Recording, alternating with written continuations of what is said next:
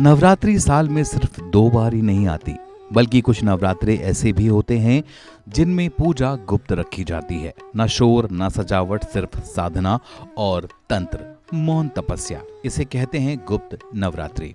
एक ऐसा रहस्यमयी समय जब साधक 10 महाविद्याओं की साधना करते हैं। ये महाविद्याएं कोई आम देवियां नहीं हैं, ये हैं ब्रह्मांड की 10 शक्तियां जो जीवन के हर रूप को दर्शाती हैं। शक्ति और करुणा, सौंदर्य और विनाश, ज्ञान और मौन, धन और त्याग। इस वीडियो में जानिए कौन है ये 10 महाविद्याएं, गुप्त नवरात्रों में इनकी साधना क्यों होती है छिपकर, और इनकी कृपा से कैसे बदल सकता है भाग्य। इस रहस्यमय यात्रा की शुरुआत अब होती है। गुप्त नवरात्रि एक ऐसा पर्व जो सुनने में जितना शांत लगता है, भीतर से उतना ही रहस्यमयी, शक्तिशाली और साधन से भरा होता है। वर्ष में 2 बार, माघ और आषाढ़ महीने में जब ये 9 दिन आते हैं तो दुनिया के कोने कोने में कुछ साधक ऐसे भी होते हैं जो समाज की नजरों से दूर देवी की विशेष कृपा और रूपों की गुप्त पूजा में लीन होते हैं। लेकिन ये कौन सी देवियां हैं जिनकी पूजा छिप कर की जाती है? क्यों इस नवरात्रि को गुप्त कहा जाता है? गुप्त नवरात्रों में साधना की जाती है 10 महाविद्याओं की। ये 10 शक्तियां केवल देवी के रूप नहीं, बल्कि संपूर्ण ब्रह्मांड की चेतना है। हर देवी एक ऊर्जा का प्रतिनिधित्व करती है और उनकी आराधना साधक को अलौकिक ज्ञान, सिद्धि और मनोवांछित फल दिलाती है। सबसे पहले आती हैं मां काली। वो है विनाश की देवी, लेकिन उसी विनाश से होता है नया सृजन। उनका गुस्सा बुराई के लिए है और उनके चरणों में बैठा साधक भय मुक्त हो जाता है। मां काली की साधना से भीतर की जड़ता टूटती है और आत्मबल का जन्म होता है। इसके बाद आती हैं मां तारा। मां तारा जो मृत्यु के भय से मुक्ति देती हैं। उनकी कृपा से साधक को ऐसा आत्मज्ञान मिलता है जो उसे जीवन के हर संकट में स्थिर रखता है। मां तारा गूढ़ ज्ञान की देवी हैं और उनकी साधना में बहुत ही सूक्ष्म ध्यान की आवश्यकता होती है। अब आती हैं मां त्रिपुर सुंदरी। तीनों लोकों की सुंदरता का स्वरूप, जिन्हें श्रृंगार, प्रेम और आनंद की देवी कहा गया है। उनकी साधना से जीवन में आकर्षण, माधुर्य और संतुलन आता है। साधक का मन शांत होता है और भीतर से सुंदर होता है। अब आती हैं मां भुवनेश्वरी। मां भुवनेश्वरी को ब्रह्मांड की अधिष्ठात्री देवी कहा जाता है।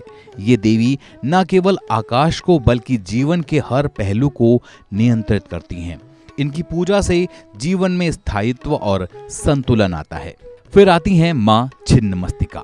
ये देवी खुद का सर काटकर अपनी 2 सहायिकाओं को रक्तपान कराती हैं। ये प्रतीक हैं आत्म बलिदान, अहंकार की समाप्ति और आत्म परिवर्तन का।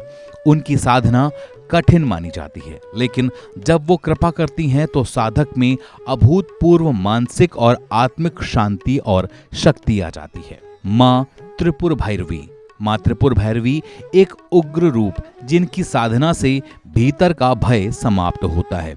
वो साधक को उसकी छिपी हुई शक्ति से मिलवाती हैं और उसे आत्मविश्वास की ओर ले जाती हैं। फिर आती हैं मां धूमावती। ये देवी विधवा रूप में पूजा की जाती हैं और जीवन की उस अवस्था की प्रतीक हैं जब सब कुछ खो चुका हो। वो दुख, पीड़ा और अलगाव की देवी हैं, लेकिन अगर कोई उन्हें अपनाता है तो उसे हर वियोग में शक्ति देना सिखाती हैं। उसके बाद आती हैं मां बगलामुखी। मां बगलामुखी शब्दों, विचारों और शत्रु को रोकने वाली देवी हैं।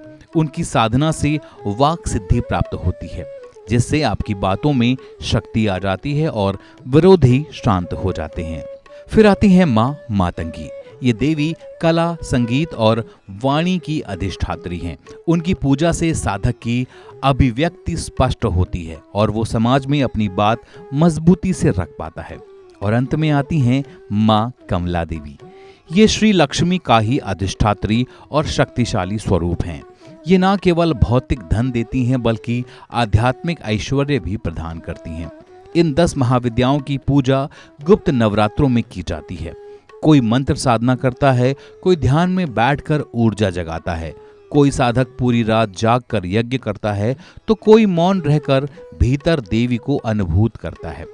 ये नवरात्रि साधारण भक्तों के लिए नहीं बल्कि उन साधकों के लिए हैं जो देवी को केवल मूर्ति नहीं बल्कि चेतना मानते हैं। वो जानते हैं कि शक्ति बाहर नहीं भीतर है और ये 10 महाविद्याएं उस शक्ति को जगाने का माध्यम है। गुप्त नवरात्रि हमें याद दिलाती है कि सच्ची भक्ति गहराई में होती है, दिखावे में नहीं।